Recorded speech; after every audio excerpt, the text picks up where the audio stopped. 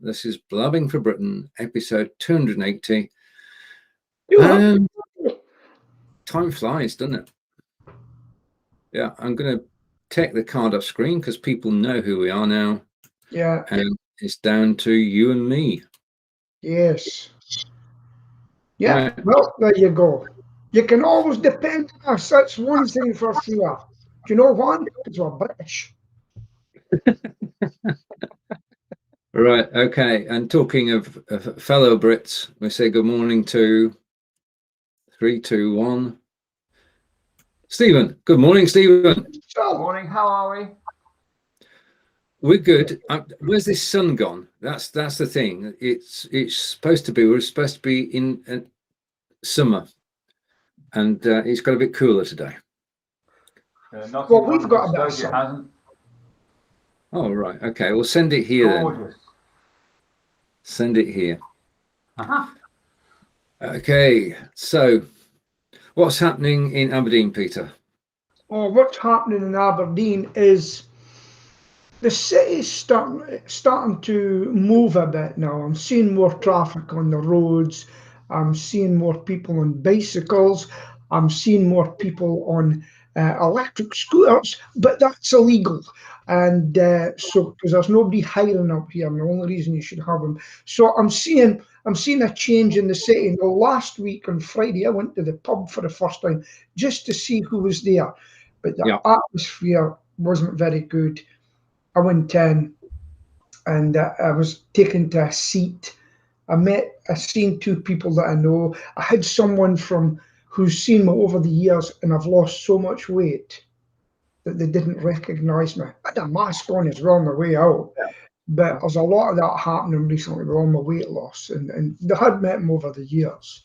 And so I went in, I bought a bottle of beer, non-alcoholic, and I gave the barmaid a tenner tip. And then I left. I'm just telling you, I'm a generous man. You know, it cost me more than the beer. Anyway, that's Aberdeen. It's starting to see movement. Morning, John. Good morning. Sorry, a bit late, but knock at the door.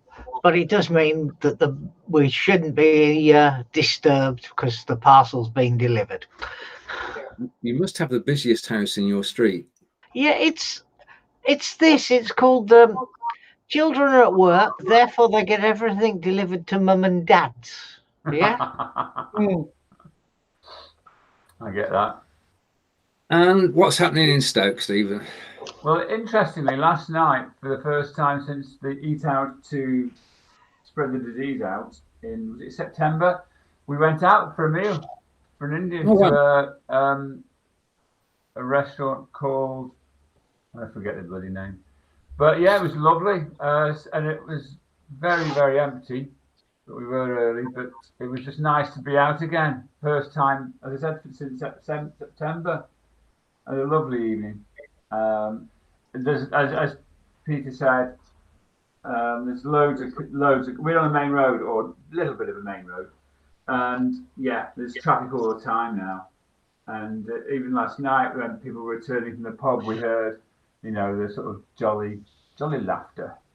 But I think it's all coming back. Business is certainly coming back, which is fab.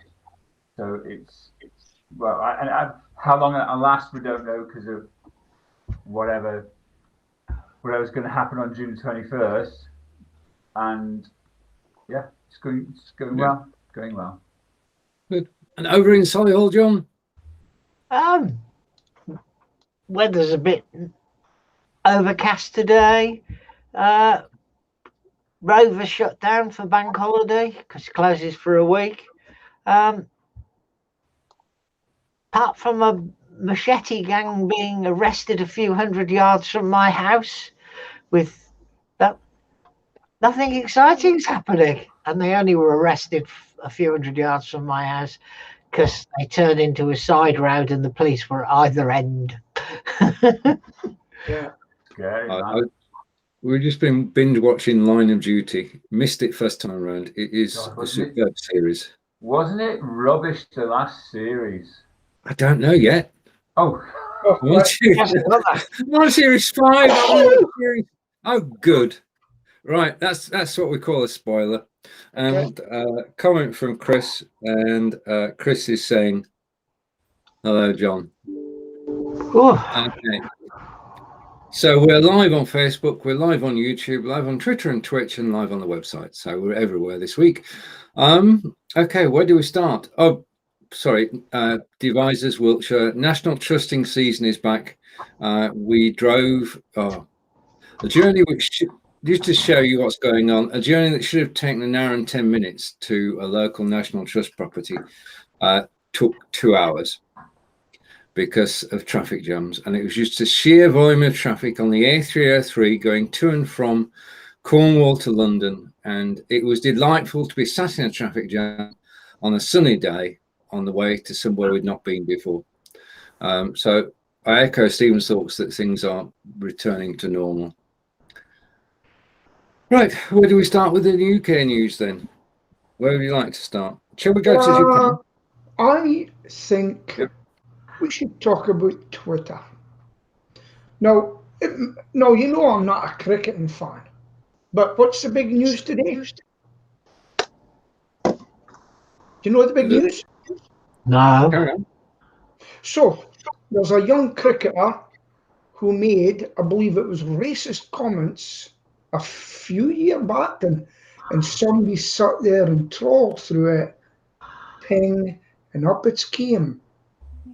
So, what they're saying is, should you be forgiven for things that happened in the past with what you said? Because I'm going to mention Joe Biden. No, President Biden, sippy cup as they call him over there. Sippy cup. Now, he wouldn't let blacks on the bus with his children many years ago. What happened? What happened to that? Okay. Should he be forgiven for that? I thought we were discussing I've just the remembered UK. the kettle's on, so Back I'll to be your- back when he's finished. Back to your op-ed about Twitter, Peter. Yeah. I mean, he's first of all, let's go with the good news. He's fast bowler playing for England, and he took his first ever wicket yesterday. So let's celebrate that. Right. But when he was 18, 19, he did tweet out things which 18 and 19-year-olds do, and he's been pulled up for it. So I echo Peter's thoughts. How long should you be held accountable for views that you held many years ago? Yeah. And the answer would seem to be forever. I don't know. No, because there is something called the Rehabilitation of Offenders Act that came out many years ago, and people who had past problems, they don't have to declare it anymore, depending on what job you're going into, etc., etc. And that was to give criminals a better chance in society. And I mean, when I was a young guy, I nearly went the wrong way, and I've seen the error of my ways, and I've turned out a magnificent citizen. I'm very modest too, Peter. Right, okay. Now the thing about the cricket yesterday, just staying with the cricket, is that it had a live audience, and that's good to hear as well. That's a sign of things coming back to normal. And we've had people watching the football, now we've got people watching the cricket, and hopefully we'll see more of that in the coming weeks and months. We are sort of in a waiting situation in England, because we don't know what's going to happen until June 14th, Stephen. I'm sorry, I switched off. Say it again. Okay, I'll try again. Cricket. It was cricket, so you know you've got to give me warning. Earth calling Stephen. Okay, we'll go to Venus in a moment, I promise you. Right. Right. Okay.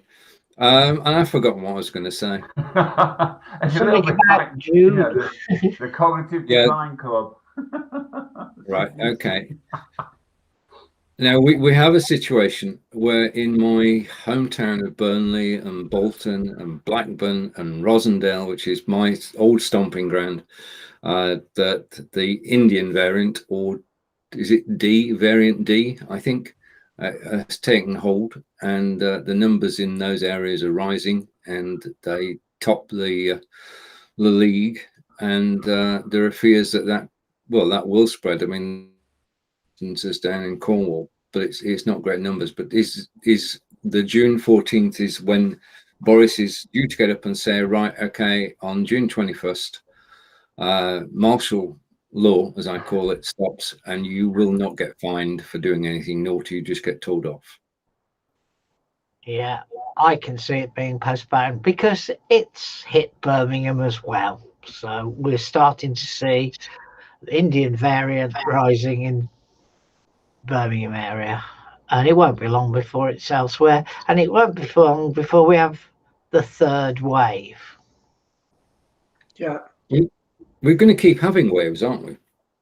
Yeah, I think we're always going to have waves, but I just have a feeling that this is going to take off. I just see the attitude of people has gone, oh, well, we're all vaccinated now. There's not a problem. I think you're right, John. I think you're right. But the thing is that we're double vaccinated. We're not, where's the wood? We're not, touch wood, going to be ill. And that goes to the herd immunity thing that they've been talking about ever since. But the vaccination thing, the success of the NHS vaccination program has been massively important. Yeah, and I think a third wave, a third wave is on its way, but it's not going to be. A third wave of infections is coming. We're in it because we are, especially up Burnley way and all that sort of stuff. But the effect of the wave won't, God willing, translate to lots of people in hospital and many people dying. I hope.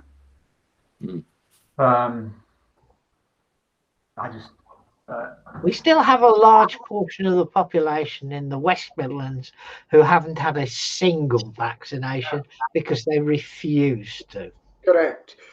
Well, we had someone that I know very close to us already have a job and said, are you vaccinated? And this is a carer. No, and I don't intend to either. And said, well, we're not going to offer you the job now. And that was that. End of. So what? Right. How do you feel about these people that don't get vaccinated, get seriously ill, and potentially die? What's your feelings on that? It's such a shame. It's a terrible. It's a tragedy. The actual fact that people, for whatever reason, won't get the vaccination means that they are massively at risk. And my feelings are so sad. Could they have jobs as carers and nursing home workers? That's the same thing, isn't it? Yeah. But my lad's been double jabbed, but he's still tested. Yes. On a regular basis. And Alice is at hospital tested on a regular basis, even though they've been. I had a meeting at Staff's Uni the other day, and had to do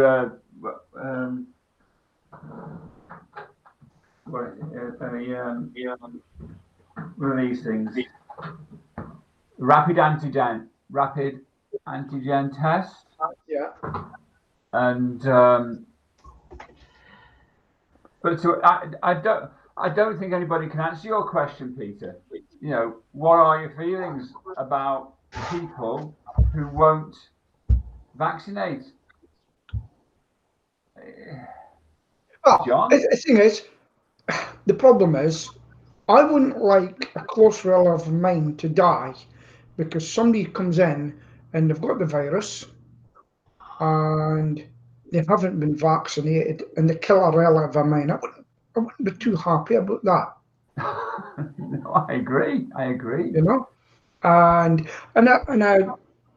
they've got the right not to be vaxxed, I suppose, because we're such a liberal country now. it's very difficult. But when people start with basically being put in their coffins again, then we're going to have to think about it. But They're Stephen not said, necessarily going to be put in the coffins again, are they? Because, oh, hold on a minute, because they've not got. It's going to be horrible for their communities. Because if they have a community of a certain cultural who have a resistance to being vaccinated, Yeah, it's almost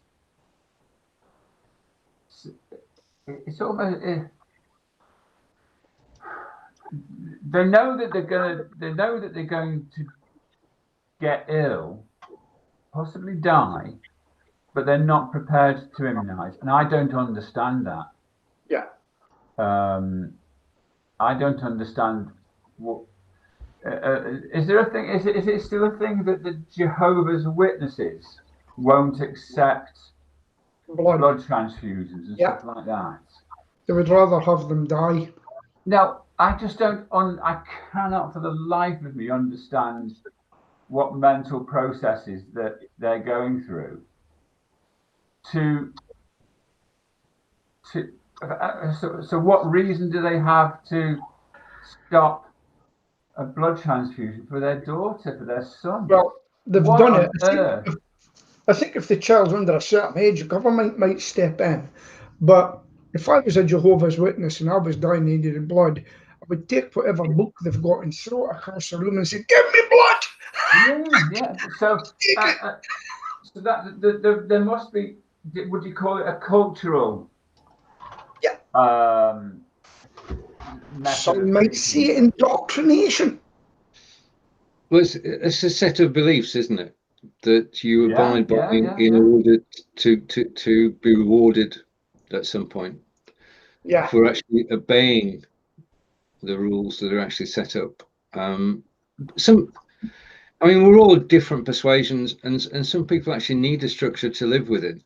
Yeah. I mean, when we talk about people who've not been vaccinated, we're all on the same side of the fence. There's no logical argument for not being vaccinated, and there's no emotional argument for not being vaccinated, and it's not painful. You get the jab, you don't feel it, a couple of days, and you through whatever effects you're going to have. Hopefully, most people. The British Army have said, or the forces have said, armed forces, is if you don't take the jab, it goes against whatever they say. Nowadays, if I was a soldier now, I'd go in and say, "So you want me to take the jab?" On orders.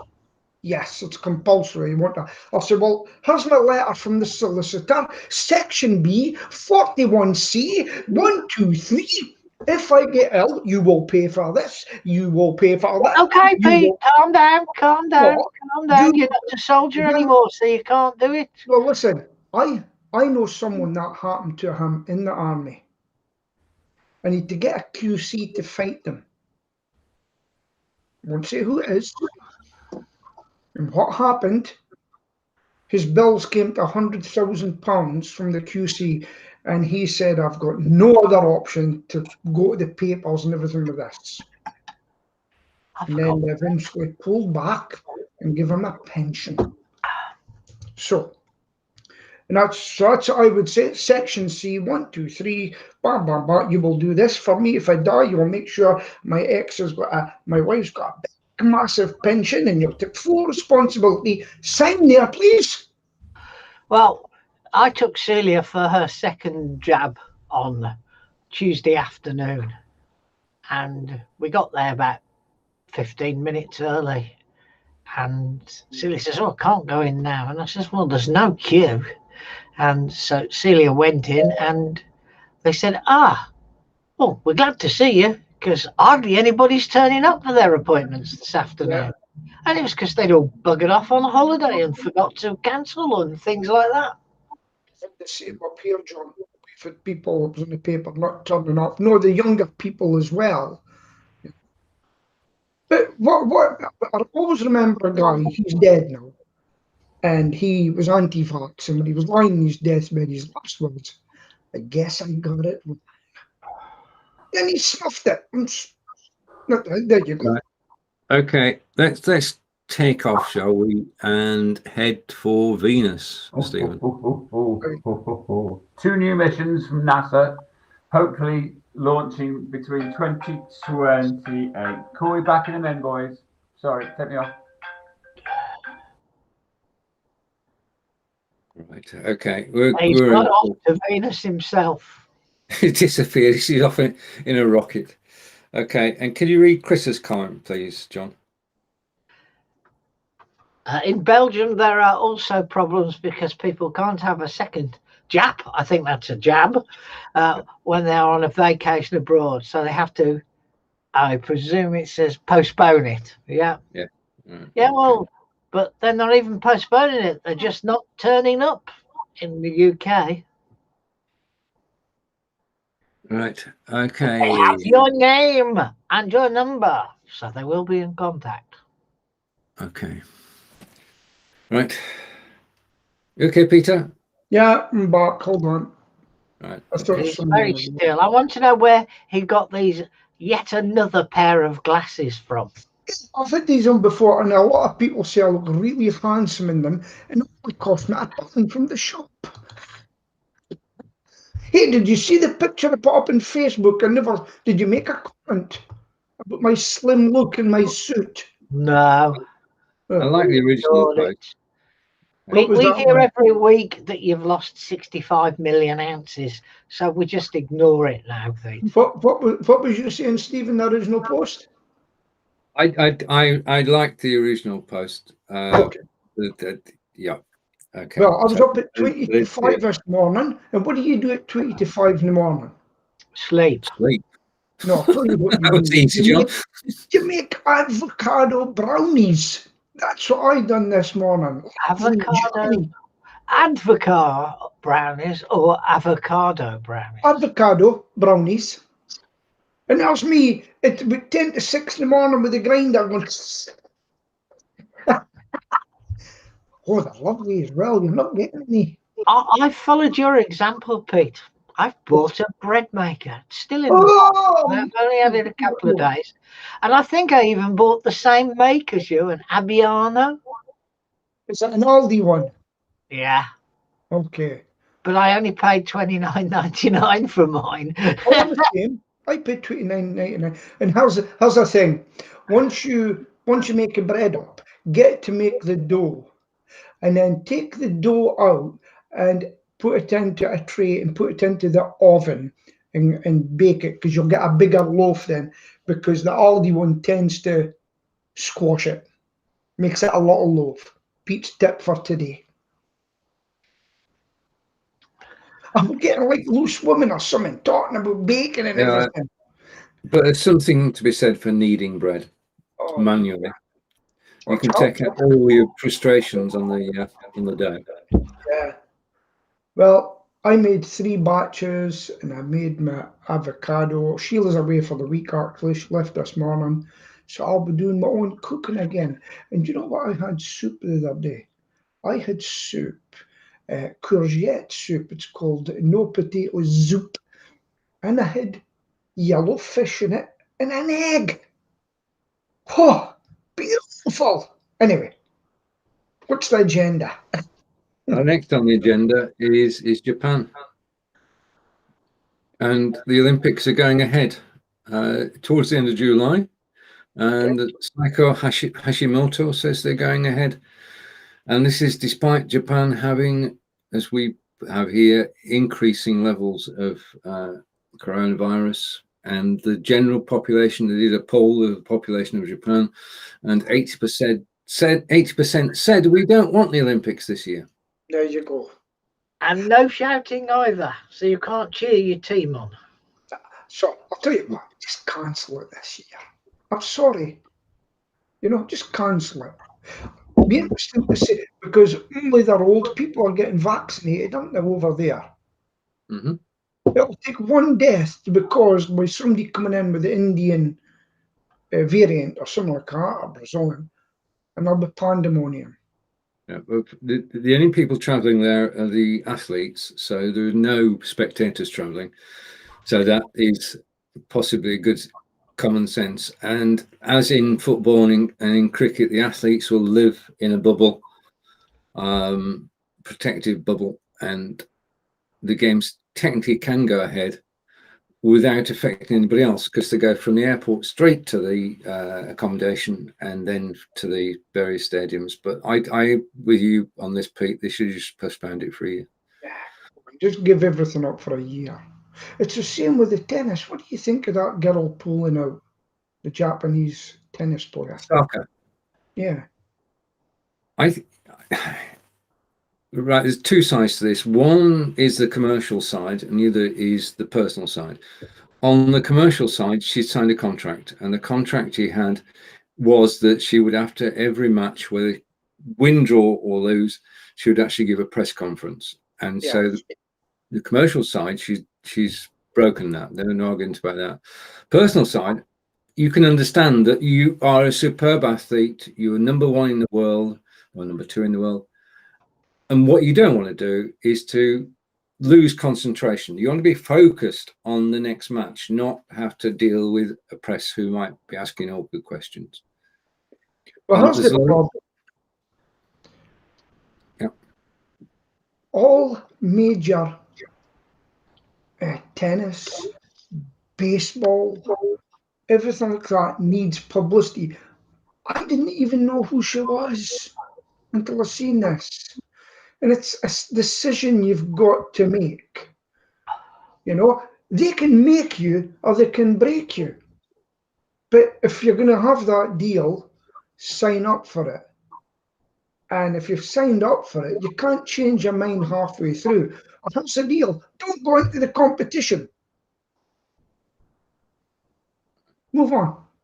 Okay. The current sort of, there's been no backlash. She's had empathy from the organisers of the tournament. She's had support from her fellow tennis players. She's had support from her country and support from fans all around the world. So, but technically, legally, it's a contract. Yeah. And she's a business. Yeah. Any thoughts? When I go singing, I'm absolutely sick when I go to a new venue and I just wonder how things are going to be. I'm sick. But I'm getting paid to do it. And it's all part of the parcel. You know? That's who makes the money. The likes of Coca-Cola and all these people. Who looks after who's the advertising for the tennis? Who's the main people? Who's the main sponsor? Good question. We'll know when we go and watch Wimbledon, Pete, end of the month. Yeah. So I'd say, you want us to do all this television, and then when it comes to the winner, if she wins, she's not going to talk. Hold it. Who wants us? Yeah, that's what I would do.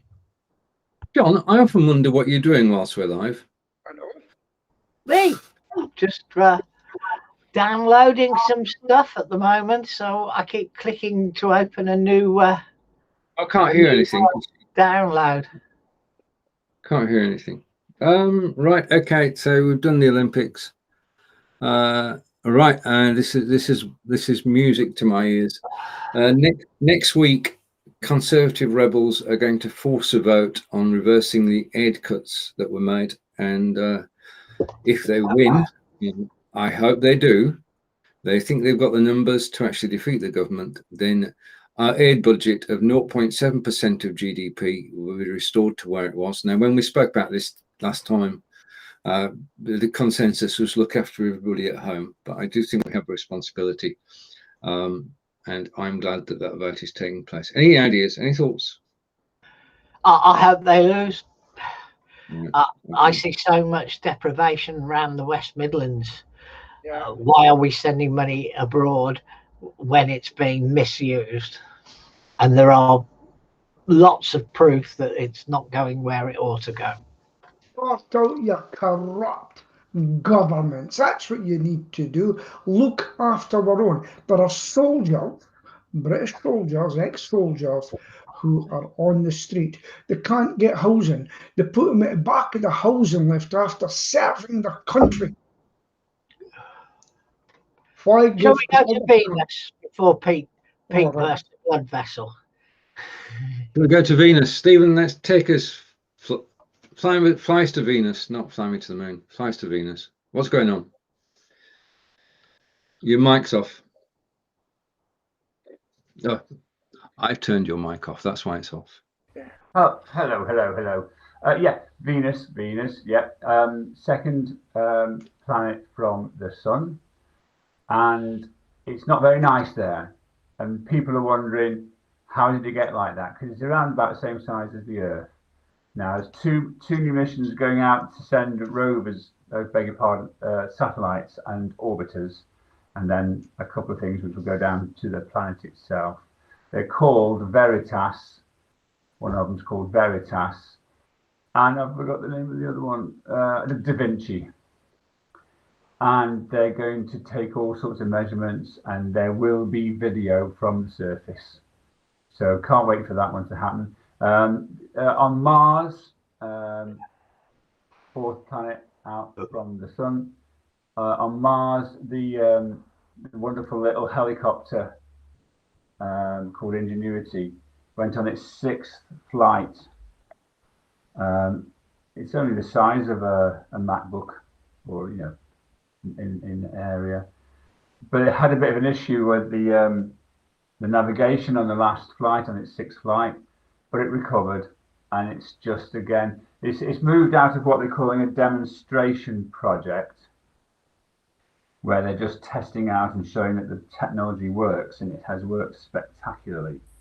And they're now gonna, give it a new mission, which is to just go have a look around and help Perseverance out as it looks for evidence of life on Mars.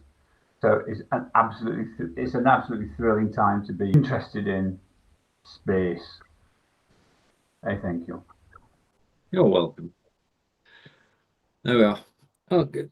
It is an exciting time. I totally agree with you. Okay. Right now,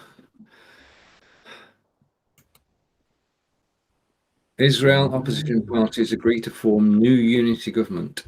Background to this is that Mr. Netanyahu has been president of Israel for 12 years, and the opposition parties, and they range from left to centrist to right to Muslim, have actually got together, and they have formed an alternative government, because he couldn't get a government.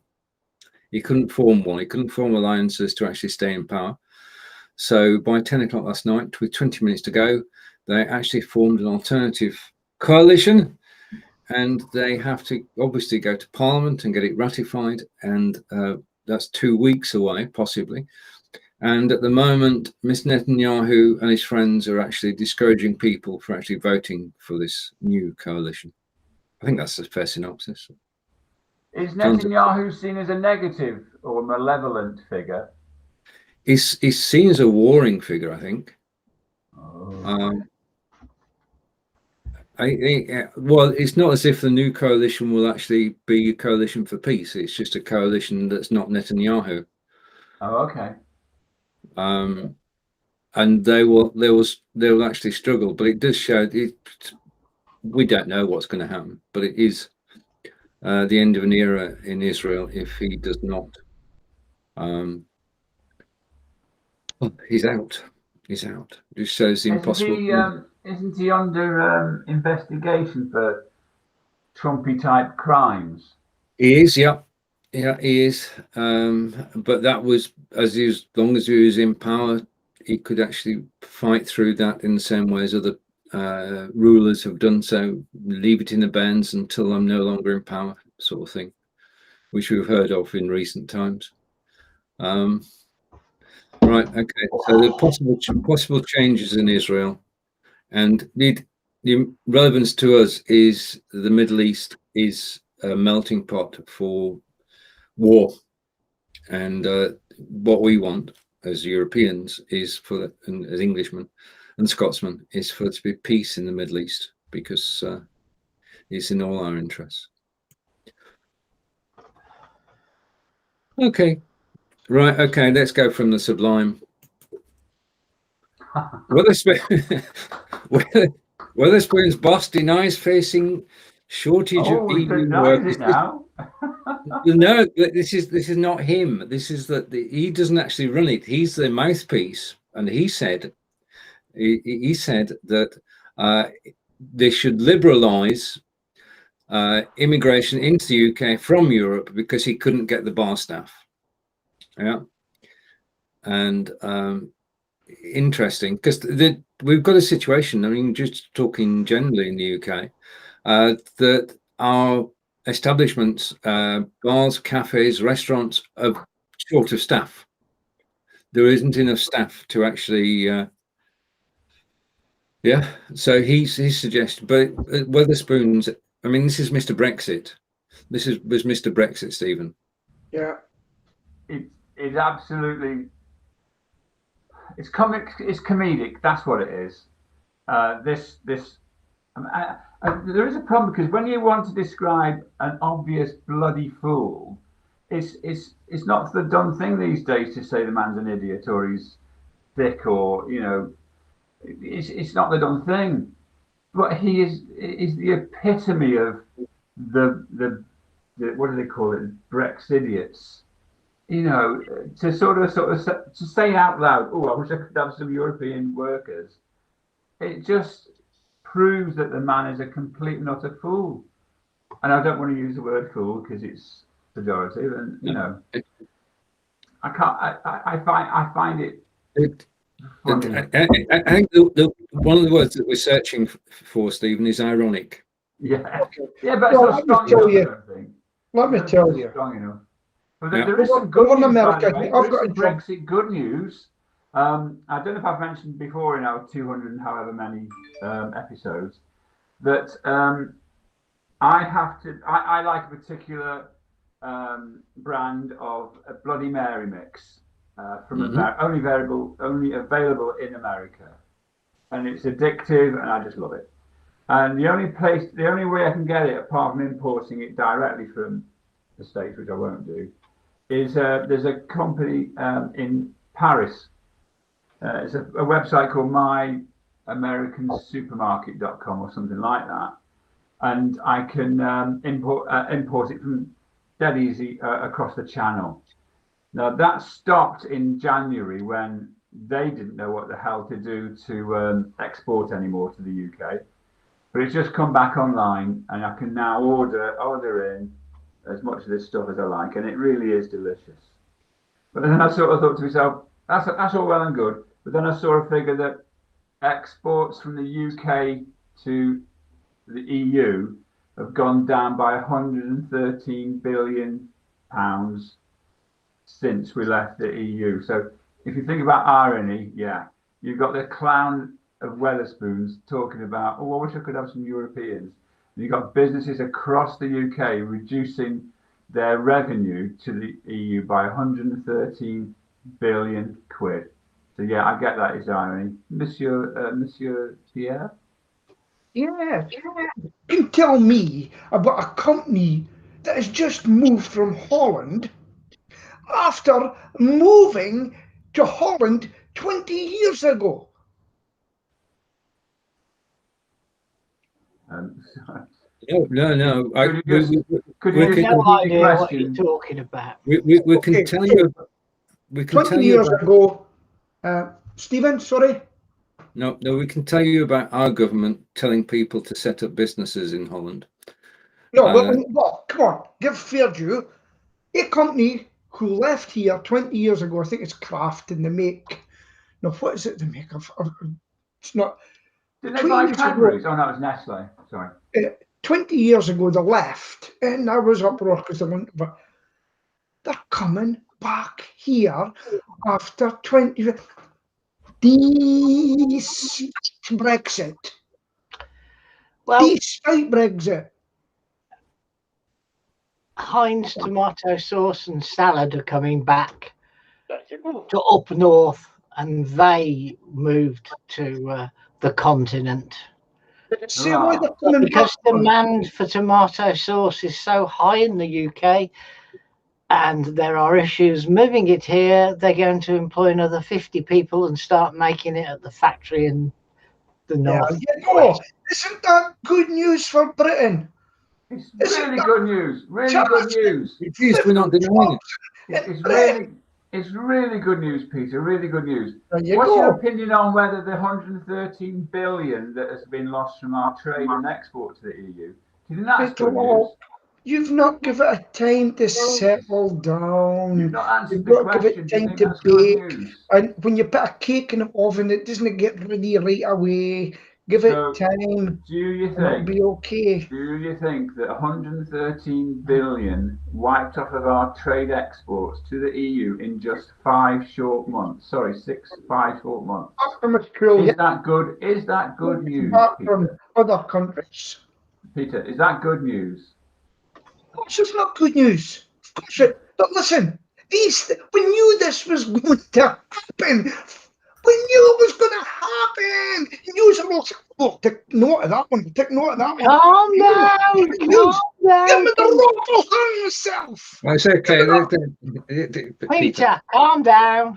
Give me Peter, the calm rope. down. We want you to calm down. That's your British backbone. We knew that as soon as we left the EU, we were going into unknown, uncharted waters, and that shit was going to happen. It is happening. We can't stop it.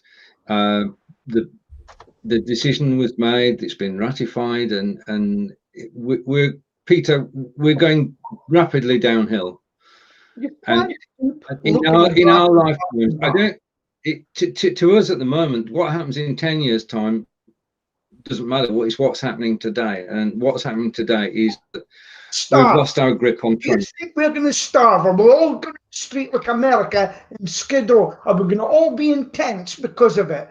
I think Pleading we were. with cups in my hand. Could you spare a match, mate? Could you give me a buck? I think we were making the sort of the discussion about losing 113 billion in trade exports, and me being pleased that I can order me £50 worth of a Bloody Mary mix.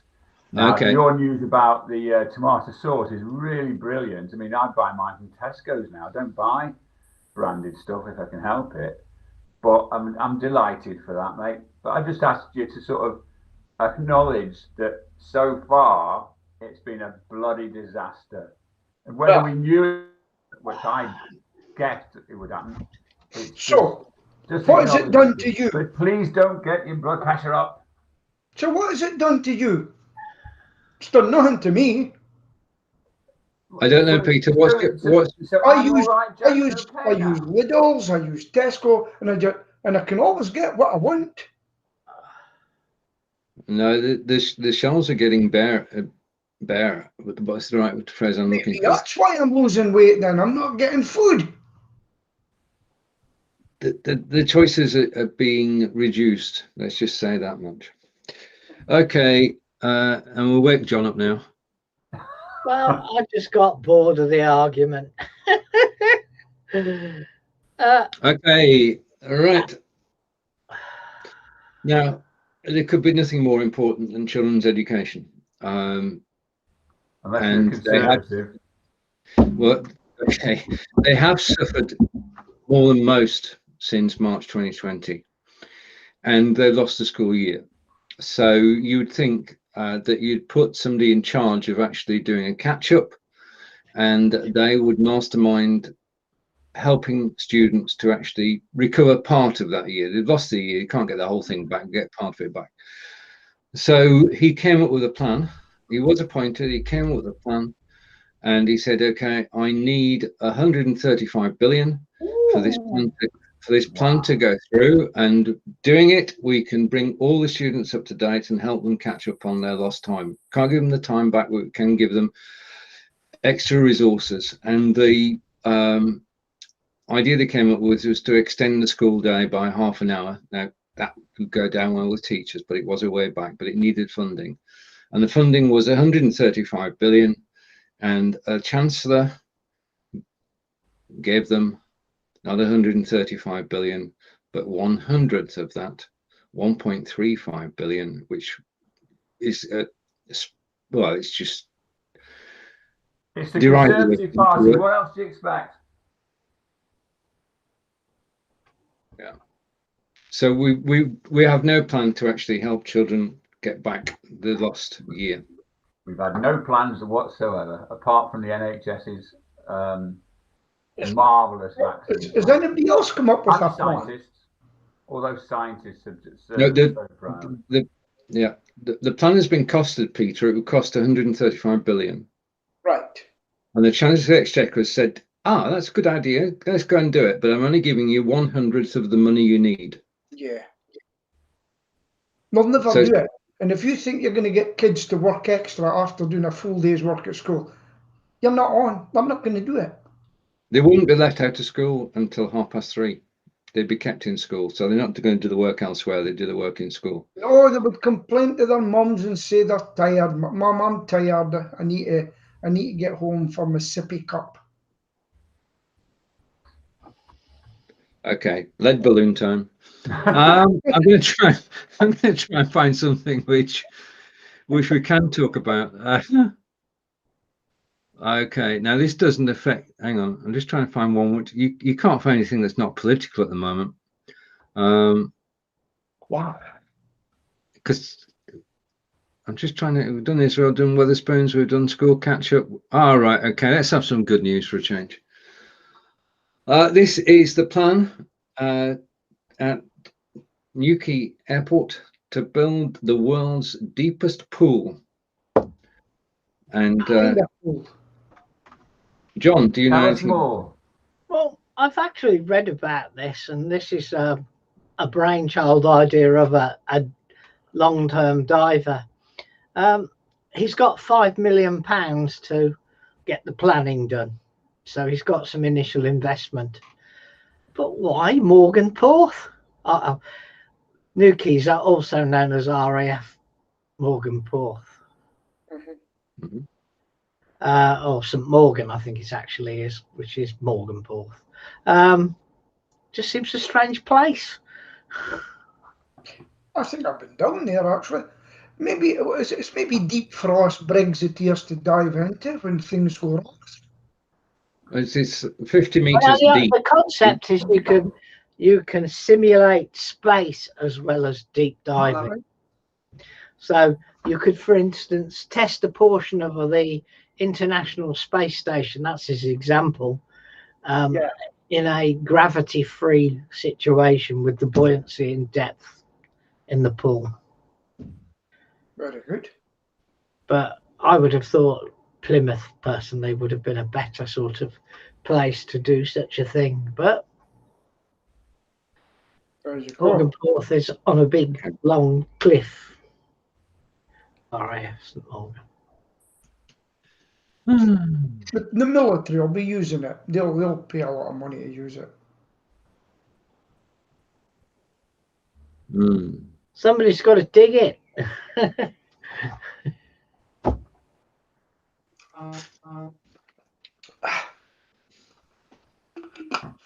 It's all gone quiet. When's Euro 2020 coming along? Euro 2020, it's just a couple of weeks away. And when do we play the Jocks? I don't know the date. Can we have a Blabbing for Britain to sort of live stream alongside England versus Scotland? Because that's going to be fun. I'm watching it. No, you're not to watch it, Peter. You're going to be in it. I think that's a great idea. And every time Grealish played really well last night for England. And every goal that England score against the Jocks, how much do you think we'll get Peter to give us? That Pete Scott's short arms and long pockets, deep pockets. So nothing.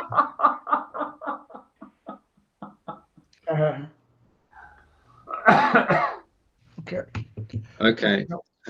Talking of cameras, and you like the link here. Ambulance staff are going to get body cams, just like the police have, after a rise in attacks. 3,500 attacks on ambulance staff last year, which is an incredible number. and obviously body cams are. Well, what are your thoughts?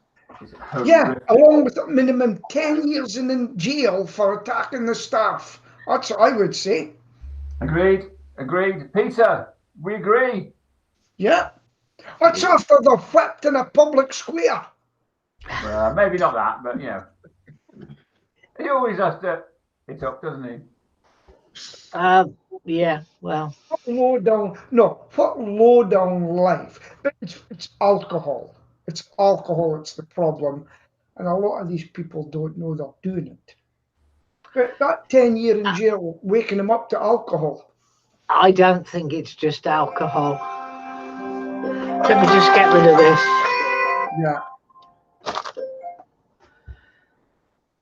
I don't think it's just alcohol. I think it's the way people have been brought up.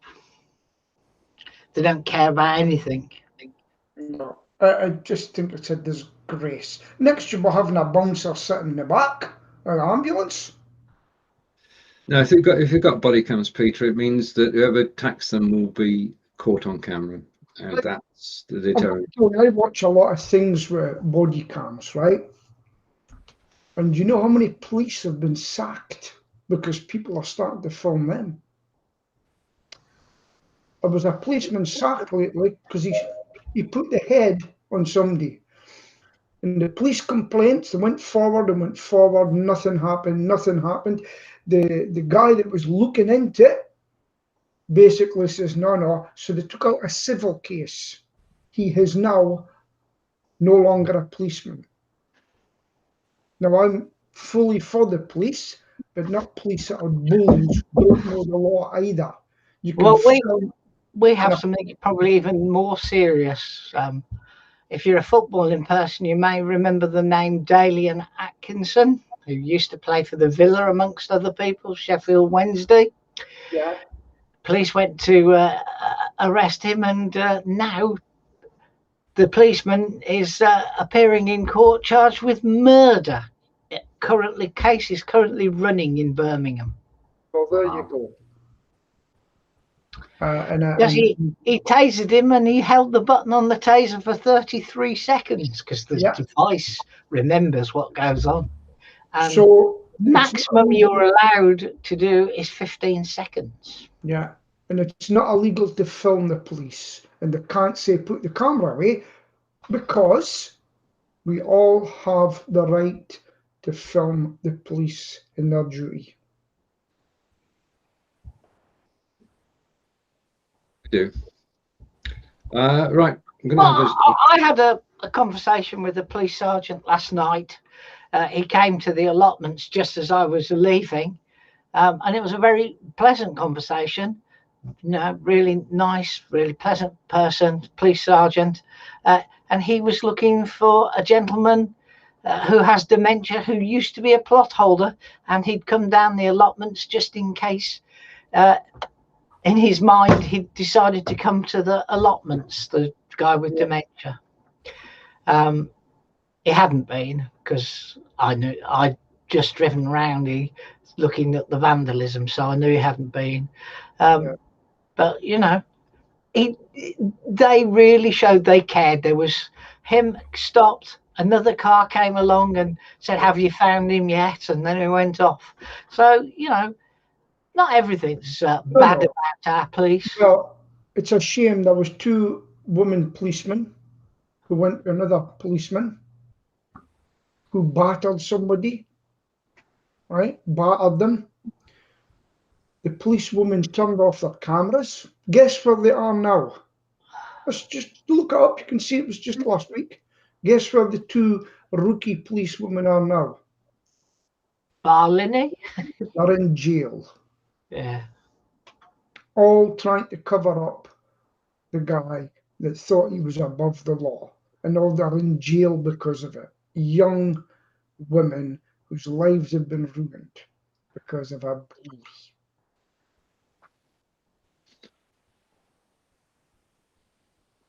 It's gone quiet.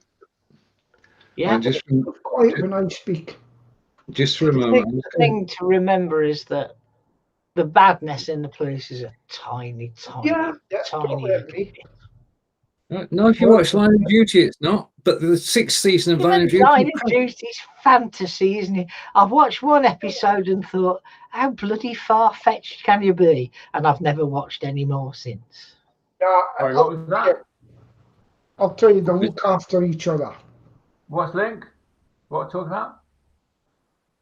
Is anybody there? Yeah, I'm here. We can hear you going. Is there anybody there? Is there anybody there? I'm going to.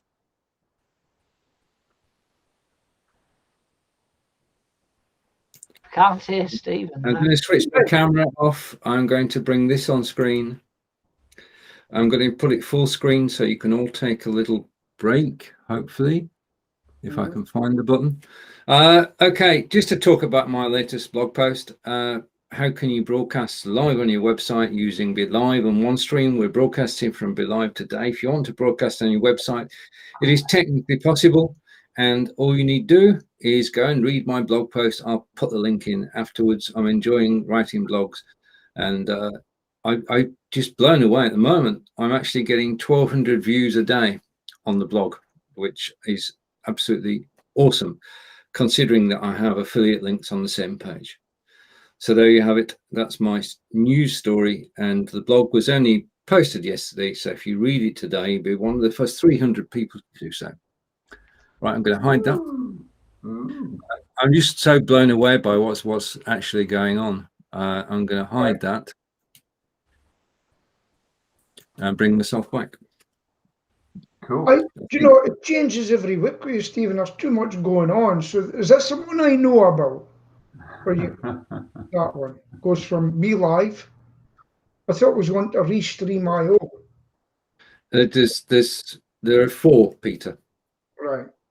There are 4 different ways of doing it, and you pay your money, you take your choice. The one I showed you there, it costs $39 a month, and you could go to your own website. You can go take the code and go on any website you want that will accept your code.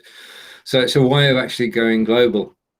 And as a business cost, I mean, you could spend $50 on Facebook and get, I was going to say bugger all, but you don't spend $50 on Facebook ads. You actually spend it on going live, is all I'm saying. Okay, because I'd run out of stories, so I thought I'd bring my own story in. Very good. And Well we're coming done. up. Thank you. We're coming up to the end of the broadcast. So as you know, I didn't have any last week and any internet and came in by phone. It turns out that the fault was actually up the road from me. But I'm actually going to be internet-less for a number of hours on Monday because they're going to replace the cable that runs from the road into the house because it's nearly 30 years old and was never designed to run 1 gigabit on. So they're coming along and replacing it. Because of course my cabling was for TV only when cable TV was launched back in the early 90s. Yeah. Amazing, dude. Amazing. it is. We've actually got cable TV here and the lines for it. And I always remember sitting watching cable TV. And then it went off. They went bust. Atlantic, it was called. Yeah, well, I started with as Birmingham Cable, which was acquired by Telewest, which was acquired by Virgin Media, which was acquired by X, which has subsequently been acquired by Y, even though it's still branded Virgin Media. It's not the same business at all. They've just gone into league with O2. Yeah, well, basically, Virgin Media has bought O2, but part of the agreement was they would make good use of the O2 brand. So I'm looking forward to my second phone moving over to O2, because then I'll have coverage, because both phones are currently using EE. That's my main phone, and this is the phone with the free SIM that comes with my TV package, which is unlimited everything but it's only 4G. Only? Shall we get up here? Wow, this one's 5G. Yeah, but if I had 5G, it would be no use to me because we don't get 5G here. Yeah. John, it's over to you. Well, it's that time. It's, in fact, we've gone a minute over. So it's goodbye from the man having lots of rants today up north. Let's hope he takes a chill pill or two. It's goodbye from my friend in Stoke-on-Trent who disappeared off to Venus during our show. And it's goodbye from Stephen, who's the only one who's waving his hands. So goodbye. All I can say, we can't. Bye, everybody.